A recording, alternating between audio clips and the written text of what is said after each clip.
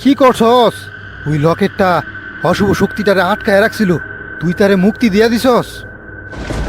কালো ধোঁয়াটা ধীরে ধীরে একত্রিত হয়ে একটা ভয়ঙ্কর কুৎসিত আকৃতি নিতে শুরু করলো।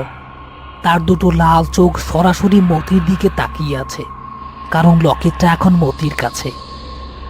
আকৃতিটা মতির দিকে এগিয়ে আসতে লাগলো। শাহাবুদ্দিন আর হান্নান মিয়া ভয়ে জমে গেছে। মতি পকেট থেকে লকেটটা বের করে ছুঁড়ে ফেলার চেষ্টা করলো, কিন্তু পারল না। তার হাতটা যেন অবশ হয়ে গেছে। ভোরের প্রথম আলো গোরস্থানের ওপর এসে পড়ল।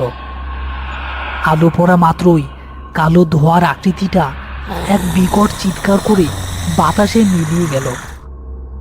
মুখোশধারীরাও উধাও হয়ে গেছে। পড়ে রইল শুধু সেই বীভৎস লাশটা। সূর্য ওঠায় আজ আমরা বাইচা গেলাম, কিন্তু তারা দেখল মতি মাটিতে পড়ে আছে, তার জ্ঞান নেই। তার বুকের উপর যেখানে সে লাশটা রেখেছিল সেখানে চামড়াটা পুড়ে